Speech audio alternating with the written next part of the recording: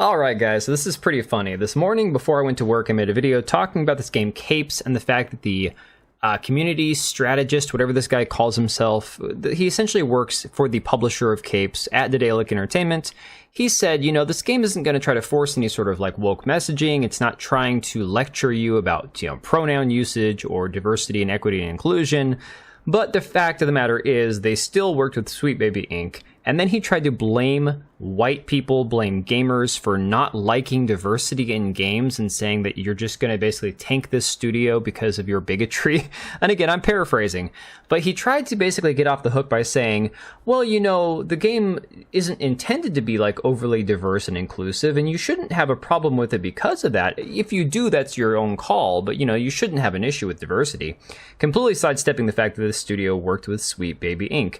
Then immediately after I made this video, I started getting messages and seeing tweets tagging me saying, yo, I was in the forum on Steam, and I started getting banned from the forum just for questioning what this guy was saying.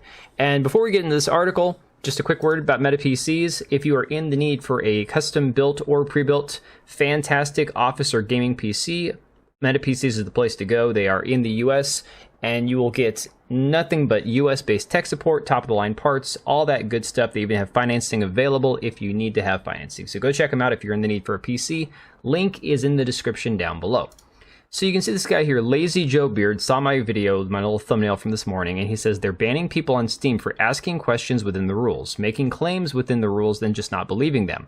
All I said was I think he is lying about removing all the SBI stuff and why I believe it. And then he actually shared a little screenshot here of what he said. I think he is lying to try and save the game. I believe Sweet Baby did change stuff and it stayed changed. Why hire more consultants than devs and have them on their payroll for a few years, then take nothing they said into account? It sounds like a lie. Now he's banned for 24 hours. And there's more of these examples. More of these just from the people that messaged me on Discord saying, yo, check this out.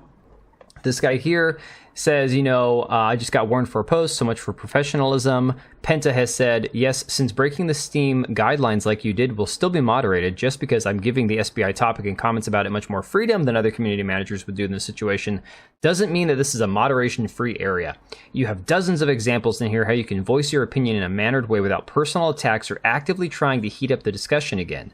And of course, he'd responded, I'm well aware of the Steam guidelines, but I love overzealous types who bend it when they feel they're, quote, attacked. What you moderated wasn't a personal attack. It was a question to which you answered perfectly. I've worked as a community manager for several years myself, so I'm well aware of the game you're playing, and I can tell you no amount of moderation is going to stop people. Sometimes it's better to not say anything at all.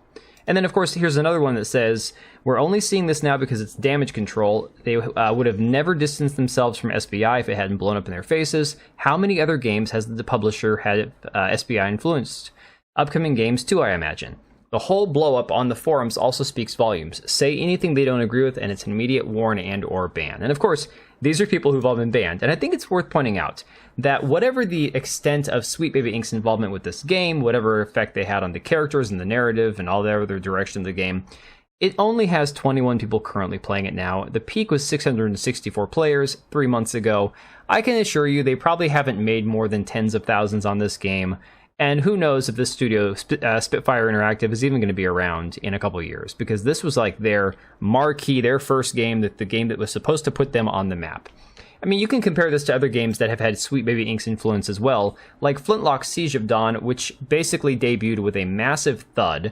And of course, now you can see, just like Capes, 30 people playing this across all of Steam, and the Xbox reviews on Game Pass are not good either. And again, we always need to drive home this fact that Xbox Game Pass does not make these studios much money at all. They are basically taking a loss to get their game in front of more eyeballs, hoping these people will turn into eventual customers and maybe purchase the game if they're going to let their Game Pass expire. So, all this being said, this leads to the culmination of this video here, where apparently one of the wokest of the woke, Alan Wake 2, has not even made back its cost. And this is a game that was heavily influenced by Sweet Baby Inc., a game that is very controversial, that a lot of people have had massive issues with.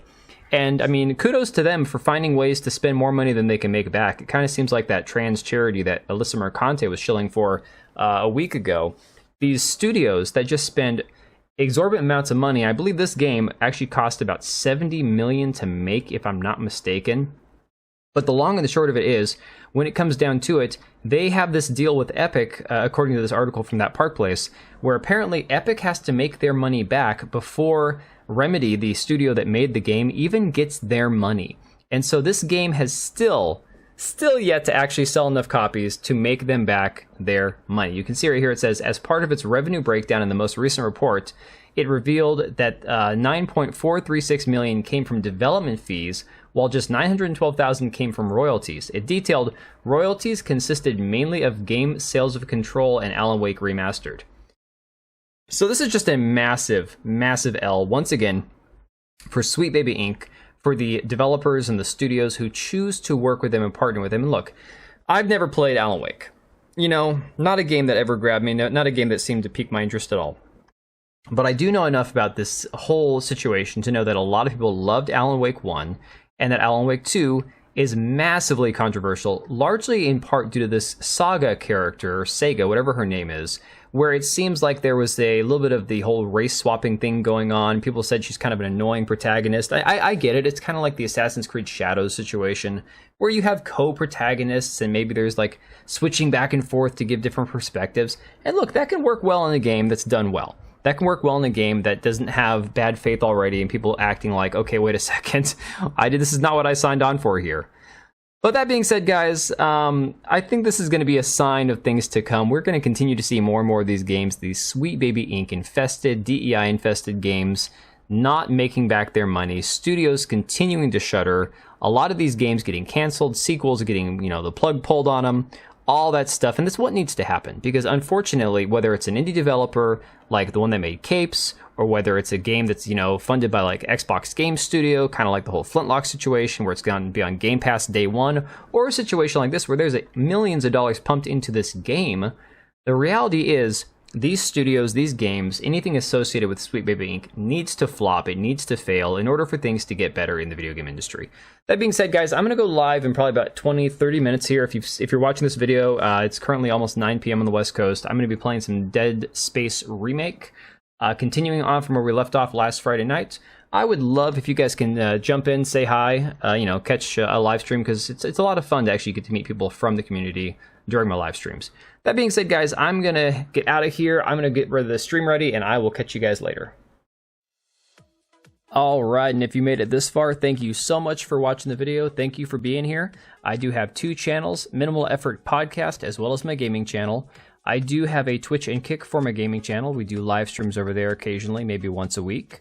And then if you are in the market for a new PC, make sure to check out Meta PCs. Click the link I have down below. Use code TBO at checkout for a special discount.